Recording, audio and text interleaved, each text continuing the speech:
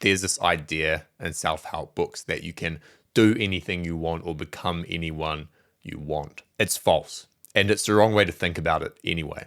No matter how hard I try, how much training I do, and how good my coach is, I will never break the world record for the marathon. I don't have the genetics. I don't have the build. I will never be world class at that sport. Likewise, I'll never get the Nobel Prize in physics. My ability to think in the abstract is good, but it's not excellent. It's not at the level that's required to do that kind of work. These are not limiting beliefs. They are truths. They are facts, observations of my nature, what I'm good at, what I'm not. And I don't know about you, but I would much rather pursue goals and projects that are in alignment with my nature, to do what I can do best, instead of falling victim to delusion or visions of grandeur. I think this idea of leaning into or surrendering to your nature is an extremely powerful idea, and it's one that I wish I'd come across earlier in life, because it would have saved me a lot of pain and prevented me from making a lot of mistakes. But what does it mean to lean in to your nature? What does that actually mean? And also, what if you don't know what your nature is? How do you figure that out? Well, let's explore those questions. But before we do, I want to talk about limiting beliefs, because this is a common sort of challenge to the idea of leaning into your nature. Now, the self-help guru will say that leaning into one's nature is to limit oneself, that you are capable of more than you think, you can change, you can adapt, and your nature is changeable. And to some extent, they are right. The advice to aggressively remove limiting beliefs from your mentality is good advice, because too many people place artificial limits on themselves and they are much more capable than they think. So in that way, it's good advice, but it's not good advice if it's just treated in isolation. Some limiting beliefs are not limiting beliefs at all. They are useful facts, like the two that I mentioned earlier, which is that I'll never be a world-class marathoner and I'm never going to get the Nobel Prize in physics. They're just, to me, they're just objective truths, right? They are observations of my nature. They're not limiting beliefs. And if I treated those as limiting beliefs and try to move them out of the way and say, I'm going to go and pursue the Nobel Prize in physics, I would likely fail. That is how people end up in careers for 20 plus years and never really achieve anything, because it's not aligned with their nature. Surrendering to your nature does not mean that you blindly accept limiting beliefs. It doesn't mean that you stop adapting and learning new skills and challenging yourself in different ways. On the contrary, surrendering to your nature will take you further than you ever thought possible, and likely way further than you could go if you weren't in alignment with your nature. This great tweet from David Perel backs it up. He says, have some friends whose careers are absolutely taking off, and the common theme among them is how they've surrendered to their nature. They're done trying to be somebody they're not. It's actually more limiting to act against your nature than to surrender to it. Still, you want to make sure that you're leaning into your nature while removing any limiting beliefs that can potentially hold you back. Let me give you an example. Many years ago, I kept saying to people when they asked me how business was going and so on and what my plan was for like the next decade, I kept saying, yeah, I don't think I want to build a big business. I don't think I'd be able to do that because managing dozens of employees would be stressful. I kept repeating this until one day a friend challenged me on it. And he said, Sam, how do you know that? How do you know first that you aren't able to do it? You've never done it. How do you know that it will be stressful when you've never done it? And who's to say that a bit of stress is a bad thing? Maybe you need some. And so that shattered my limiting belief. And it didn't mean that I went out and tried to build a big business after that, but that door is now an open door to me. It's an opportunity that I would consider if the conditions were right and if it's what I wanted to do. Now, there's a tension here because it is in some people's nature to go and build a massive business and manage a lot of employees. And it's in other people's nature to not do that. And in fact, if they were in that position, they would hate it and it would drive them into the ground. And so while these limiting beliefs exist, they can often tell you something about yourself. The fact that I didn't want to go build a big business might mean that I'm not suited to doing that. It doesn't mean I can't, because that's a limiting mentality, but rather it begs the question, should I pursue that? Is it in my nature to pursue that? And that is a question you want to be answering. Is it in my nature to do this? Does it align with who I am? Instead of saying, I can't do this, it becomes, I'm choosing not to do that because this opportunity is far better and far more suited to me. Now, when you remove limiting beliefs, it expands your scope of opportunities because you open all these potential doors. You're no longer held back by, these limiting beliefs. But when you surrender to your nature, you're kind of reducing the scope of those opportunities again. You're saying, actually, that doesn't work with me. That's not part of my nature. I could do that, but it wouldn't be the right thing to do. If I really had to do it or was forced to do it, I'd do it. But this is where I'm at. This is what I should be focusing on. This is in alignment with me. And when you do that, you're reducing your scope of opportunities, right? Which can be painful, but what it allows you to do is pursue those opportunities or that one opportunity with far more depth and far more focus. You're sacrificing optionality, but that's a good thing because optionality is overrated anyway. Talked about this in another video on commitment, which is worth watching. We overprice optionality and underprice commitment. Again, I have to stress, it is painful to do this. The person whose nature it is to write, to be a writer, and who surrenders to that nature, they stop swimming in this sea of open options. They stop diffusing their ambition and focus across multiple goals and projects. They say, it is in my nature to write. That is what I'm going to do. That is what I'm going to push towards. And it's not easy to do that. It's painful. It's hard, but it's commitment. And it's the path that must be followed to do great work and to turn pro. But what if you don't know what your nature is? What if you're at this point in the video and you're like, yeah, this sounds good, but I don't know who I really am. I don't know what I should pursue. I don't know what my nature is. I'm interested in all these different things. Like I can't figure it out. Well, let me share some useful exercises. And I think you should do all of these exercises and then kind of like cross-reference them. I don't think it's just one that you should do. The other thing I'll add is that I don't think figuring out your nature is an event. I don't think you watch this video, do these exercises, and then you're like, that's what I am. It's a process. It takes time. It's like this continual progressive uncovering or discovering of who you actually are.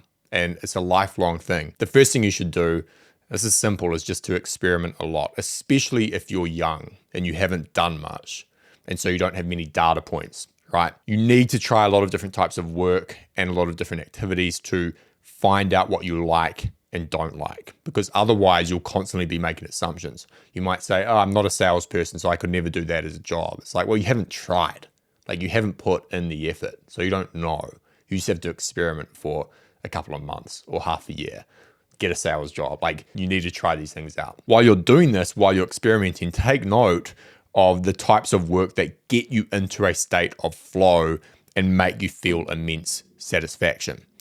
Take note of the work that feels like play. Second tactic, another simple one, is the gain versus drain. Get a piece of paper, draw a line down the middle, and in one column put the header gain, and in the other put the header drain. And then think back over the last couple of weeks. What did you do that caused you to gain energy? What made you feel most alive? What made you feel good? What got you into a flow state? Write those tasks and activities down in the gain column. Then repeat for the drain column, but ask which activities drained you, which caused you stress, which tasks did you dread, which work did you put off and procrastinate on. The first time I did this, my columns looked something like this. In the gain column, I had writing, deep work, research, reading, sun exposure, lifting, running, eating steak, good conversation, and so forth. Now, some of these things are just normal life things and they don't tell me much about my nature, but the fact that writing, research, and reading it in there does tell me something, because those are things that not everyone enjoys. And so that's what you want to be looking for. The tasks and activities that you uniquely enjoy. Everybody enjoys sun exposure, hopefully.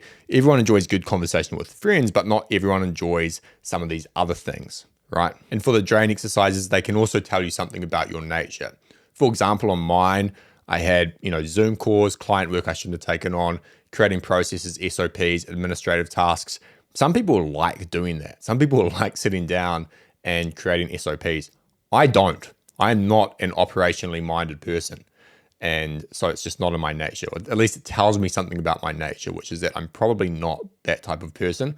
And based on these other data points, I know that almost for a fact. So experiment a lot, do the gain versus drain, and then we have an introspection question, or an introspective question, which is, what did you do as a child?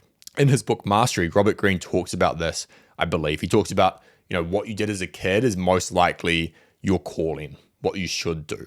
This doesn't mean that if you played RuneScape for 30 hours a week as a child that you should now be playing that as an adult. But if you loved RuneScape, it probably tells you something about yourself. If you were the child who stayed inside and read books all the time, then that tells you something about your nature.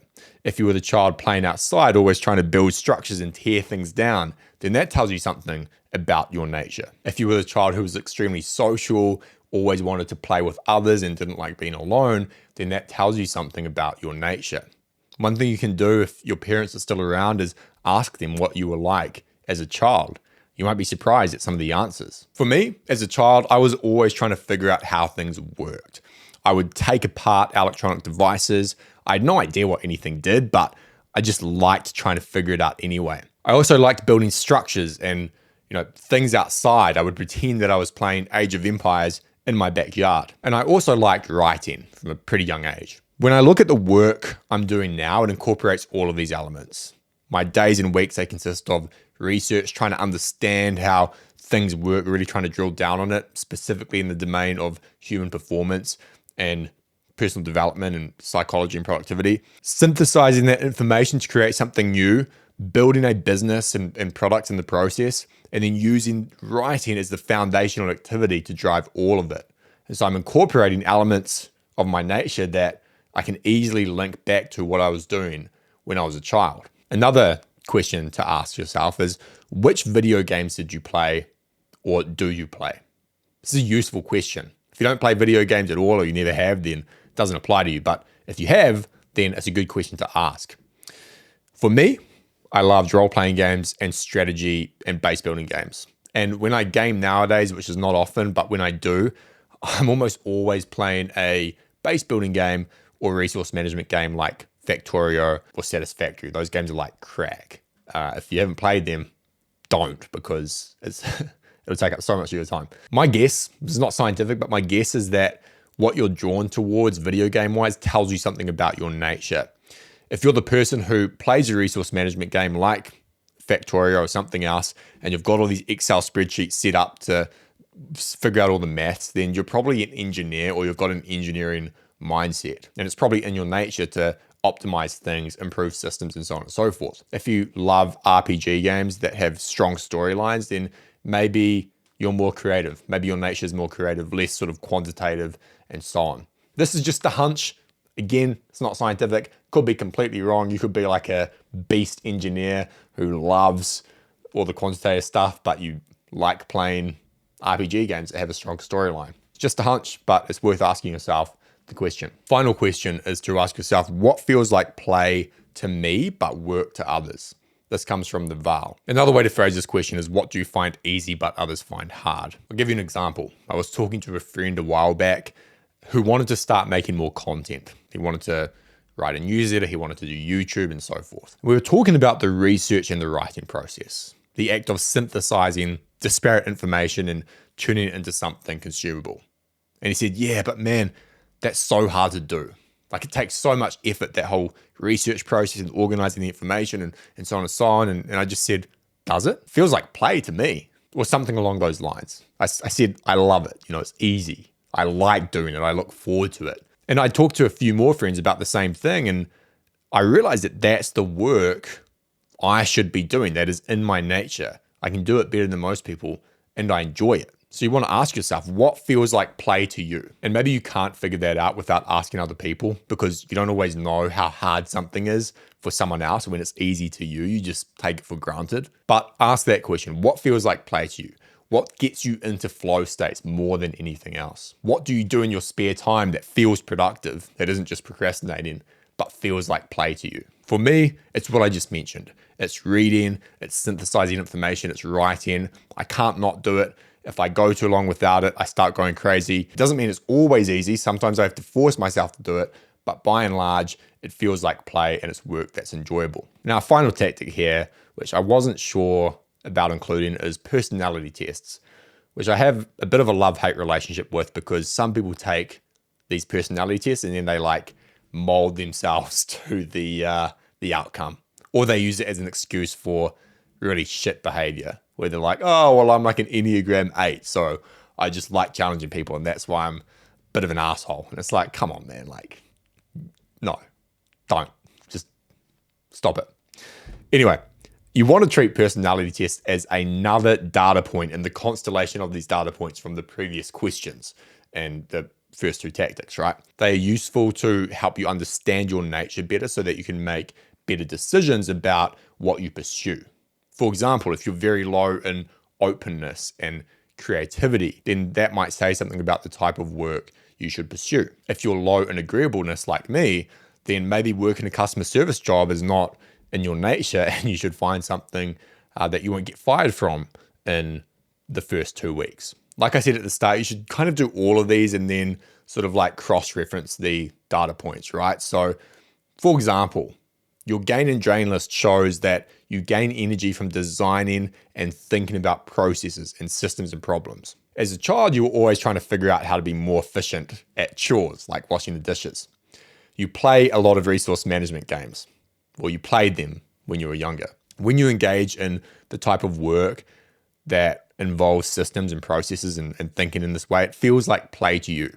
And then finally, you take a personality test and it shows that you're highly analytical, low in openness, high in conscientiousness, and so on and so on. And so all these data points combine and show you something about yourself, about your nature, which is that you are highly analytical. You should probably be doing some sort of engineering work, some sort of process improvement, or at least integrate that into what you want to do, like build a business or what have you. All right, a couple of closing thoughts for you, because I know there'll be questions about this. The first is that leaning into your nature does not mean that you live a life of ease. Nothing comes easy. The person who has the perfect genetics to become a world-class marathon runner will not automatically become a world-class marathoner. It's not easy to do that. It's not a given. And that's proven by the many people who share such genetics but never achieve that goal. You need to put in the work. Even when you're surrendering to your nature, you cannot neglect the importance of self-discipline, of work ethic, of strategic decision-making, of positioning yourself in the right place. You should still do the work whether you feel like it or not. If it's in your nature to be a writer, for example, then you need to write. Even on days when you don't want to or feel like it's not in your nature, because you'll have days where you're like, I'm not made to do this. You are. You just have to remember that, and then you have to do the work. And after you do the work, you'll feel a lot better. The point is not that leaning and surrendering to your nature means that you live life on easy mode. It simply means that you vastly increase your potential because you're on a path that makes sense. You're on a path that you can do better than almost anyone else. Linked to this, leaning into your nature does not mean that you surrender to all your bad traits and your bad habits. You want to lean into the best version of your nature, not the worst. We all have bad traits. We all have bad inclinations. We all have vices. We all have things we're attracted to that we shouldn't be attracted to. When you lean into your nature, you want to do it in a positive way where you double down on your strengths. Lean into your positive nature, but do not be a victim of the dark side of your nature. Finally, leaning into your nature does not mean that you stop growing. Leaning into your nature is an act of growth, not regression. It is anti-stasis. We know this because it's something that's extremely difficult to do. It's painful, it's uncomfortable. If it weren't, then you see a lot more people doing it. And when you lean into your nature, it doesn't mean that you stop developing skills or a diverse skill set. It simply means that you're operating from a place of alignment with who you really are instead of who you think you want to be, but really don't. You're accepting that you have certain strengths and certain weaknesses, and that while some of those weaknesses are worth shoring up, some aren't, especially when you consider the costs of shoring up those weaknesses versus doubling down on the strengths. That is it for this video. Thanks for watching. Now go lean into your nature and do what you were made to do.